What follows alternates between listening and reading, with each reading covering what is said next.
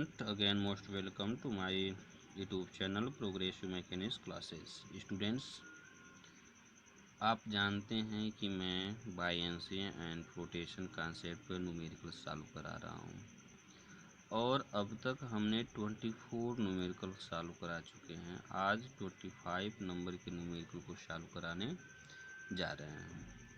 तो students, numerical को हम रीड करेंगे, फिर देखेंगे कि क्या गिवन है, गिवन डाटा को देखेंगे, फिर ये जानने की कोशिश करेंगे कि क्या पूछ रहा है, फिर उसको न्यूमेरिकल को सॉल्व करेंगे स्टेप बाय स्टेप। न्यूमेरिकल को अगर रीड करते वक्त सावधानियां बरतेंगे नहीं तो फिर दिक्कतें होंगी और डर पैदा हो जाएगा और न्यूमेरिकल सिंपल रहेगा फिर भी सॉल्व नहीं हो पाएगा।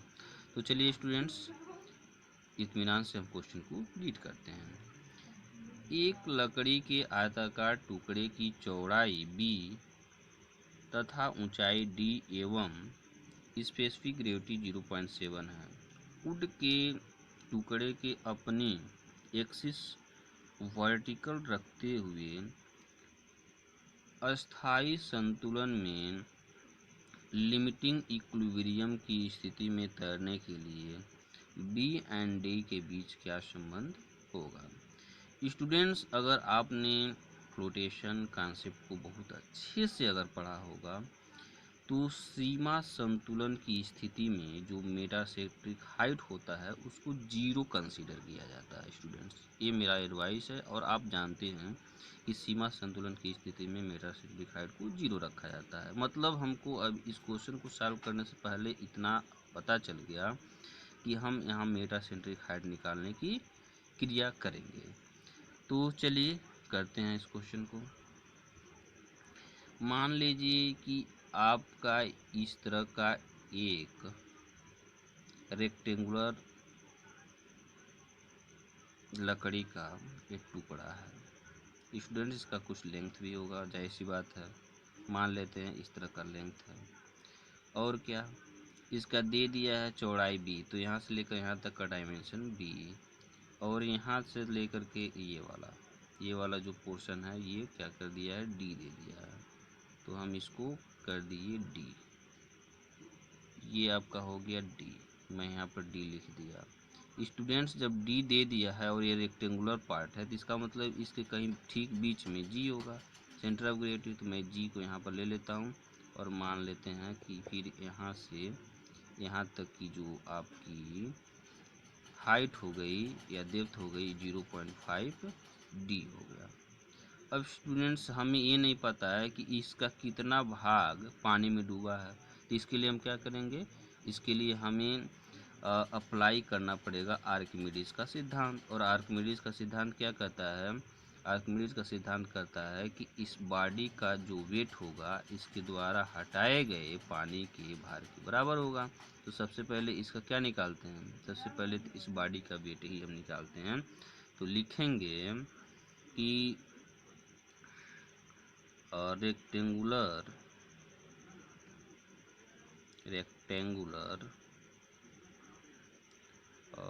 टुकड़े का भार, क्या फार्मूला लगाएंगे, रो भी जी कैसे होता है आप पिछले लेक्चर्स को देख सकते हैं, उसमें हम भार को रो भी जी के टर्म में भी लिख सकते हैं। ठीक है, रो यहाँ पर तो दिया नहीं है, लेकिन हाँ एक हिंट दे दिया है 0.7। तो 0.7 में जे ही हम 1000 से मल्टीप्लाई करेंगे तो हमारा डेंसिटी निकल करके चला आएगा। तो 0.7 मल्टीप्लाई बाई 1000। भी कैसे निकालेंगे, भी आप निकाल सकते हैं, क्यों, रेक्टेंगुलर पार्ट है तो लेंथ मल्टीप्लाई बाई विड्थ और हाइट। डेप्थ तो नहीं दी दिया है तो लेंथ इसमें दिया नहीं है, तो हम क्या करते हैं लेंथ मान लेते हैं अपने मन से। तो length multiply by width multiply by depth और जी का वैल्यू आप ले लीजिए 9.81। तो स्टूडेंट्स, इस तरह से हमने जो लकड़ी का रेक्टेंगुलर पीस है उसका हमने बाहर निकाल दिया। अब क्या निकालेंगे, इसके द्वारा जब पानी में रखेंगे तो कुछ पानी भी तो डिस्प्लेस करेगा, तो उसका पानी का भी वेट हमें निकालना पड़ेगा। तो चलिए निकालते हैं। यहाँ पर हम निकालते हैं विस्थापित, लिखेंगे विस्थापित पानी का भार, विस्थापित पानी का भार आप क्या लिखेंगे, फिर वही फार्मूला लगाएंगे रो भी जी, लेकिन जी रो भी जी सब अलग होंगे। रो क्या होगा, रो आप पानी फ्रेश वाटर की बात कर रहा है, कुछ न दे तो आप फ्रेश वाटर ही कंसीडर कर लीजिए। यहाँ पर दे रहा है पानी, देख सकते हैं यहाँ पर एक लकड़ी का टुकड़ी चौड़ाई है, लकड़ी को तैरने के लिए आपको यहाँ पर कुछ दिया ही नहीं है स्टूडेंट, तो आप फ्रेश वाटर कंसीडर कर लीजिए। यहाँ कुछ दिया नहीं है, फ्रेश आप वाटर कंसीडर करते हुए न्यूमेरिकल को सॉल्व कर सकते हैं। तो 1000 हो गया। भी कितना होगा, भी यहाँ भी यल फिर बी होगा, लेकिन कितना भाग यही हमको निकालना है, कितना भाग ये पानी में है, तो हम मान लेते हैं यक्स, और इसका ज़रूरत भी है इसलिए हम इसको थोड़ा अंडरलाइन भी कर देते हैं, और ये जी 9.81 हो गया। आर्किमिडीज जी ने क्या कहा था, आर्किमिडीज जी ने कहा था कि ये जो इक्वेशन है इस इक्वेशन के इक्वल होगा, मतलब ये रेक्टेंगुलर टुकड़े का जो भार होगा ये विस्थापित पानी के भार के बराबर होगा। तो हम कर देते हैं 1000 multiply by L multiply by B into X into 9.81 equal to क्या 0.7 multiply by 1000 L B D into 9.81। Dear student, इन दोनों साइडों में जो कटने वाला काट लीजिए, 1000 से 1000 कट गया, एल से एल कट गया, बी से बी कट गया, और कोई कटने वाला है 9.8 से 9.81 कट गया, तो इधर क्या बचा, एक्स बच गया, और इधर क्या बचा 0.7, और ये क्या हो गया डी बचा।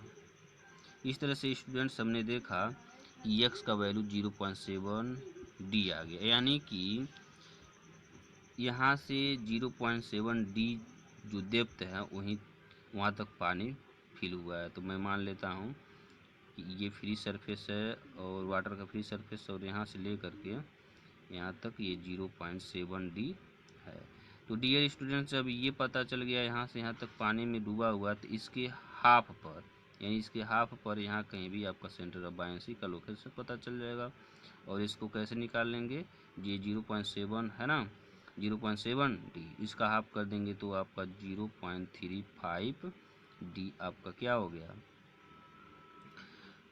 ये आपका आ गया सेंटर ऑफ बायेंसी का लोकेशन। अब आप बीजी आसाम से निकाल सकते हैं, क्यों बीजी निकाल सकते हैं ना, बीजी निकालने के लिए क्या करेंगे, यहाँ से लेकर के और यहाँ तक का जो डेप्थ है यानी 0.5 डी, उसमें से यहाँ तक का डिस्टेंस 0.35 डी आप सब्ट्रैक्ट कर सकते हैं।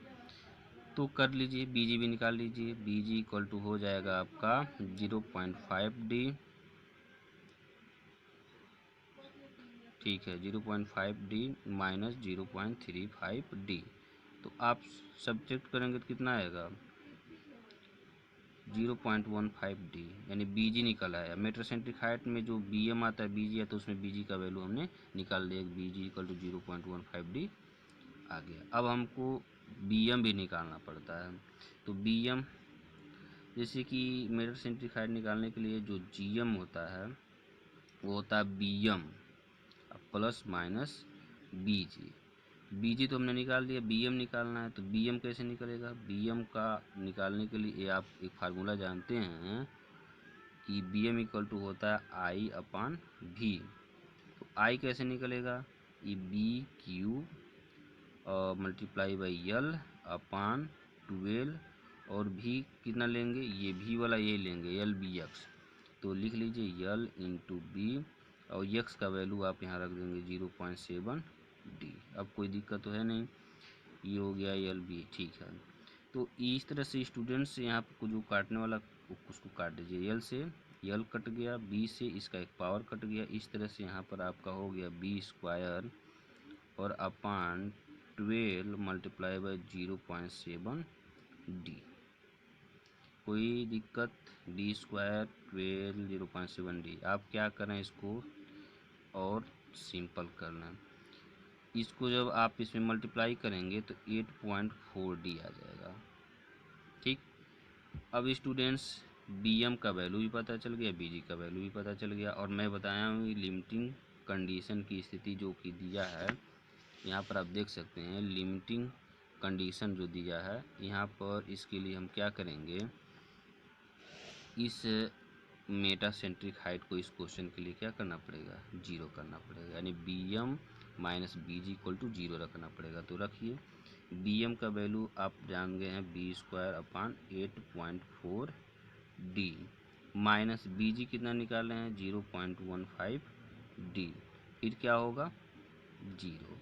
तो आप क्या कर सकते हैं, इसको इधर लेके चले जाइए, तो B square upon 8.4 D equal to 0.15 D. Students हमें डी बी और डी में रिलेशन पूछ रहा है, तो एक काम करते हैं बी और डी एक ही पक्ष में रखते हैं, तो डी को भी लेकर चले आते हैं, तो हो जाएगा बी स्क्वायर अपान डी, और डी को लेकर आएंगे तो डी स्क्वायर हो जाएगा क्योंकि मल्टीप्लाई हो जाएगा। 8.4 को इधर लेकर जा रहे हैं तो ये हो गया 0.15। अब इसको आपस में मल्टीप्लाई कर लीजिए तो कितना आएगा, मल्टीप्लाई कर लेते हैं। डियर स्टूडेंट कैलकुलेटर तो आपके पास रहेगा, ये तो कैलकुलेटर से भी कर सकते हैं। 8.4 मल्टीप्लाई बाई 0.15 तो कितना हो गया 1.26। कितना स्टूडेंट्स 1.26, आप देख सकते हैं 1.26। तो इसको हमने कर लिया 1.26। अब स्टूडेंट्स हमें बी और डी में रिलेशन चाहिए, बी स्क्वायर डी स्क्वायर में नहीं, तो क्या करते हैं इसको स्क्वायर को ख़त्म करते हैं, तो ये जो होगा ये आपका आ जाएगा अंडर रूट में 1.26। तो क्या होगा 1.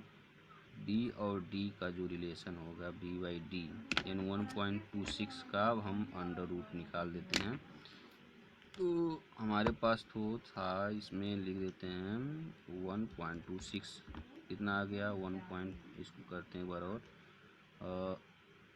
1.26 कर दीजिए, कितना आ गया 1.122 आ रहा है। अब देख सकते हैं 1.122 आ रहा है, तो इसको आप रख दीजिए 1.12 और 2 भी है। तो स्टूडेंट्स आप राउंडिंग फिगर में चाहें तो इस 2 को हटा कर यहाँ 3 भी कर सकते हैं और इतना भी कर सकते हैं, कोई भी दिक्कत नहीं है। तो स्टूडेंट्स इस तरह से हमारा जो रिलेशन पूछ रहा था हमने रिलेशन निकाल दिया। यही रिलेशन होगा B by D equal to 1.122 होगा। तो स्टूडेंट्स इस क्वेश्चन का अप्रोच यही था और इसको मैंने सॉल्व कर दिया।